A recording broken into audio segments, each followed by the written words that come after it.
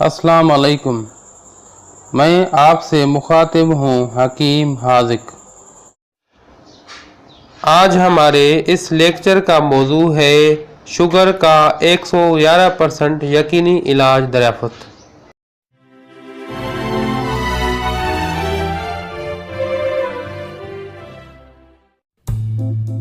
तरीक़ा इलाज और हिदायत बराए मर्ज़।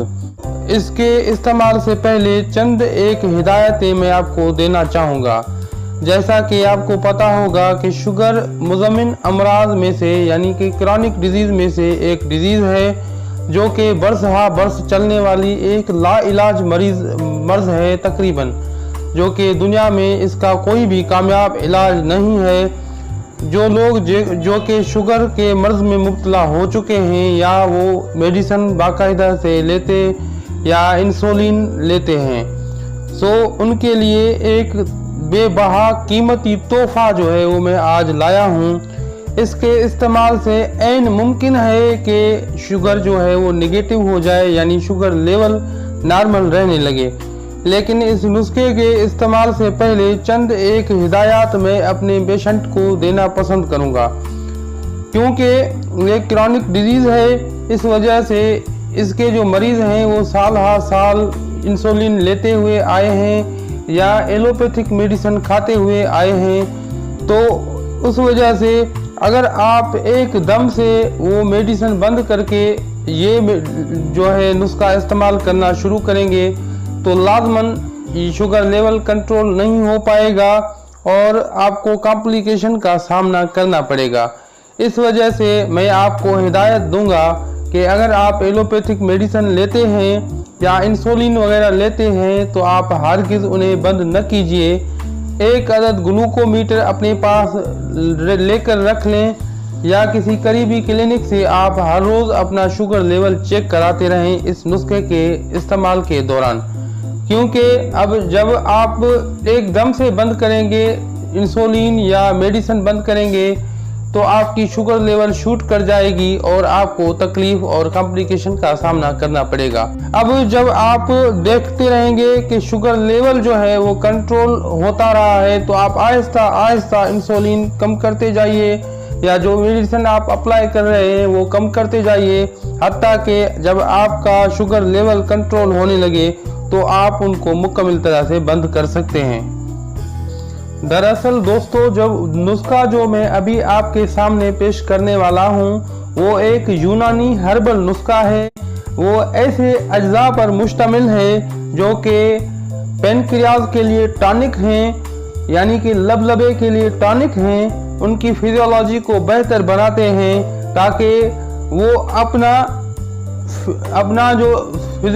जो उसका वर्क है, जो उसका काम है, जो उसकी फिजियोलॉजी है पेनक्रियाज की, वो सही मानों में अदा कर पाएँ और सही मानों में वो इंसुलिन को बना पाएँ ताकि हमारी शुगर लेवल कंट्रोल रहे। सो ये लबलबे की, और लबलबा कह लें या इंग्लिश में उसको पेनक्रियाज कह लें, ये उसकी फिजियोलॉजी को बेहतर बनाता है, जिसके नतीजे में हमारी शुगर जो है वो बिल्कुल निगेटिव हो जाती है या नॉर्मल रहने लगती है। सो ये एक शानदार और बेहतरीन नुस्खा है।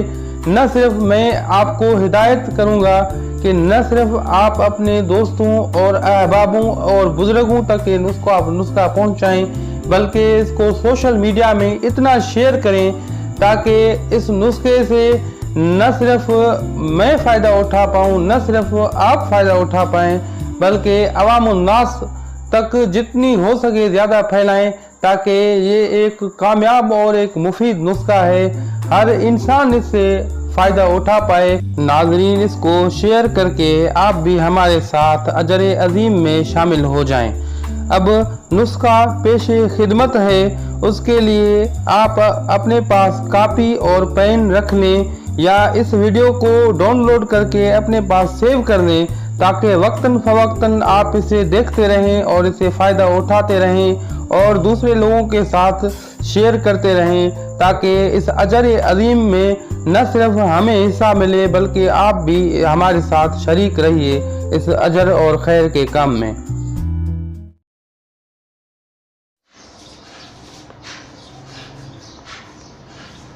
नुस्खा बराए शुगर।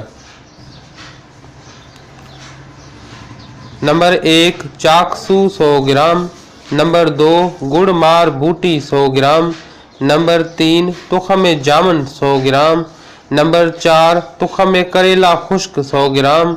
नंबर 5 जंजबील 100 ग्राम। नंबर 6 पोस्त हलीला जर्द 100 ग्राम।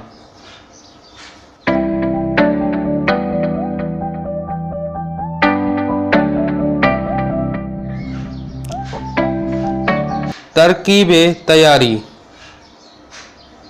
तमाम अद्विया को बारीक पीसकर सफ़ोह बनाकर अच्छी तरह से मिक्स कर लें। दवा तैयार है।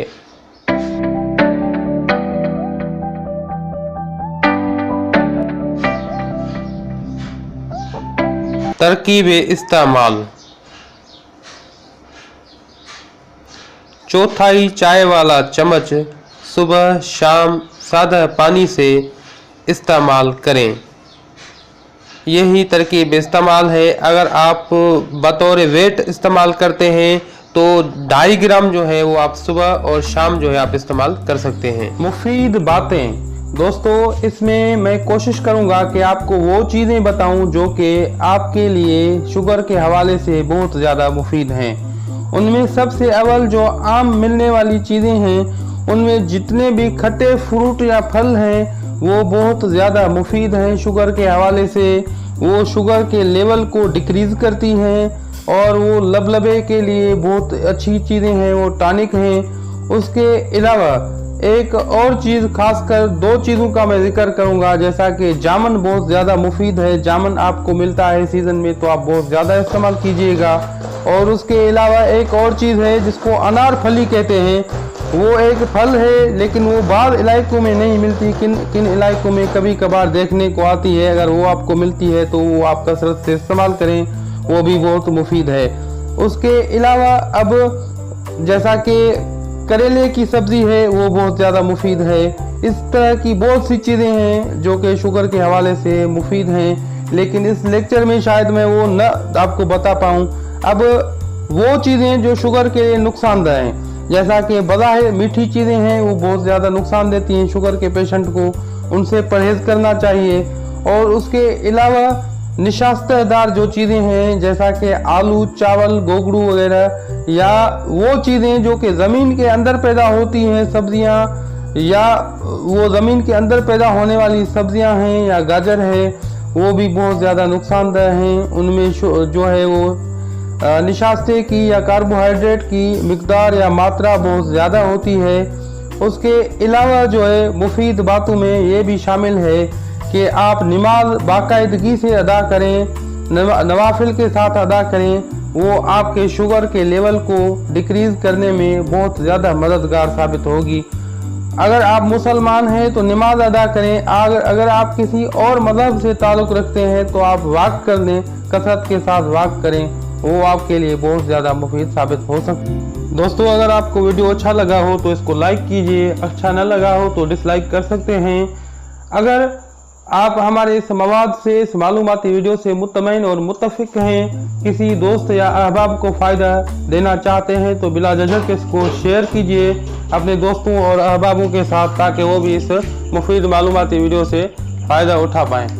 उसके साथ अगर आपने हमारा चैनल सब्सक्राइब नहीं किया तो बराह करम इसको सब्सक्राइब कीजिए और बेल के आइकॉन को क्लिक कीजिए, ताकि आइंदा आने वाली हर मालूमाती वीडियो की नोटिफिकेशन आपको मिल पाए। इसके साथ हकीम हालिक को दीजिए इजाज़त। अल्लाह हाफिज़।